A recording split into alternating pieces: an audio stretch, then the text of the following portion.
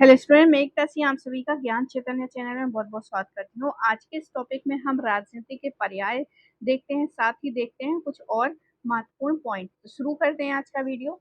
ये UP TGT और civics का जो है पेपर पीजीटी, उसमें भी ये काम आएगा। तो शुरू करते हैं। राजनीति के क्या पर्याय थे? तो जेलिनेक, राजनीति विज्ञान के अतिरिक्त कोई और ऐसा विज्ञान नहीं है जिसे परिभाषिक शब्दों की उनके समान आवश्यकता हो। राजनीति शब्द का प्रयोग सर्वप्रथम आप सभी को पता है कि अरस्तु ने ही किया था।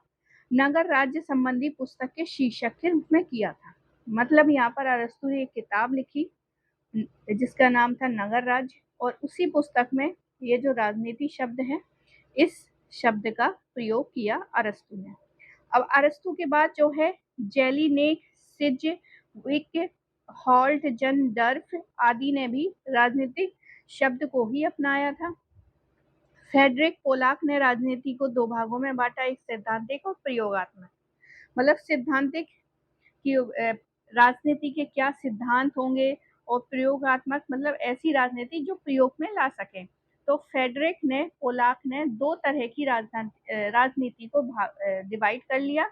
पहला है सैद्धांतिक और दूसरा है प्रयोगात्मक। आधुनिक लेखकों जैसे पॉल जेनेट, सी लेविस तथा अलेक्जेंडर वेन ने राजनीति का तात्पर्य प्रयोगात्मक अथवा व्यवहारिक राजनीति से समझा।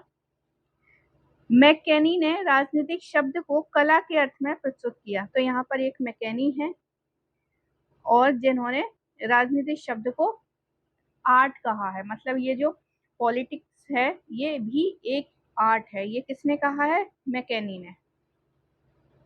आगे देखते हैं।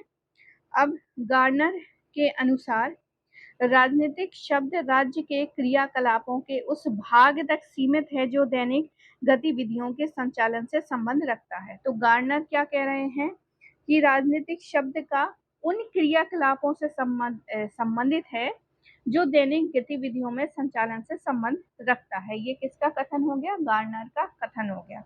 गिलक्राइस्ट का क्या कहना है कि आधुनिक प्रयोग के कारण, गिलक्राइस्ट कहते हैं कि आधुनिक प्रयोग के कारण राजनीति का एक नया अभिप्राय हो गया है जिससे हमारे विज्ञान के नाम के रूप में यह निरर्थक हो गया। अब राजनीतिक दर्शन देखते हैं। तो राजनीतिक दर्शन में, राजनीतिक दर्शन राजनीति विज्ञान का ही पूर्वगामी है और इस विषय ने अपने अधिकांश सिद्धांत राजनीतिक दर्शन से ही लिया है। इसकी प्रकृति दार्शनिक है जो कल्पना एवं तर्क पर आधारित है। इसमें नैतिकता एवं मूल्यों पर बल दिया जाता है। गिलक्राइस्ट के शब्दों में अगर हम बात करें तो ये कहते हैं कि राजनीतिक दर्शन का एक प्रकार से राजनीतिक से पूर्व जन्म हुआ, क्योंकि राजनीतिक विज्ञान राजनीतिक दर्शन की मौलिक मान्यताओं पर ही आधारित है। मतलब गिलक्राइस्ट कहते हैं कि राजनीतिक दर्शन उस समय को कहेंगे जब ये राजनीतिक शब्द प्रचलन में हुआ, उससे पहले जो था वो राजनीतिक दर्शन था। आगे है जे.एल. हैलोविल कहते हैं कि राजनीतिक दर्शन का संबंध राजनीतिक संस्थाओं में निहित विचारों एवं आकांक्षाओं से है और इस कारण राजनीतिक दर्शन विषय का अपूर्ण अध्ययन ही है। अब राजनीतिक चिंतन की बात कर लेते हैं। तो किसी विशेष समय अवधि में संपूर्ण समाज के राजनीतिक मनन एवं विचारों का समुच्चय राजनीतिक चिंतन है। आगे देखते हैं राजनीतिक विज्ञान। तो राजनीतिक विज्ञान शब्द का प्रयोग सर्वप्रथम गॉडविन और मैरी वॉलस्टनक्राफ्ट द्वारा किया गया। बाद में इस शब्द का प्रयोग वी.की. ह्यूम और जॉन सीले द्वारा किया गया। इसमें तथ्यों, तो महत्वपूर्ण तथ्य जो है यहाँ पर राजनीतिक विज्ञान। अभी तक हम राजनीति की बात कर रहे थे। राजनीति शब्द का प्रयोग सबसे पहले तो अरस्तु ने किया, और राजनीतिक विज्ञान यानी पॉलिटिकल साइंस का सर्वप्रथम गॉडविन और मैरी वॉलस्टनक्राफ्ट द्वारा किया गया। तो याद रखना बहुत इंपॉर्टेंट है, एग्जाम में आ सकता है कि राजनीतिक विज्ञान शब्द का प्रयोग किसने किया, गॉडविन और मैरी वॉलस्टनक्राफ्ट ने।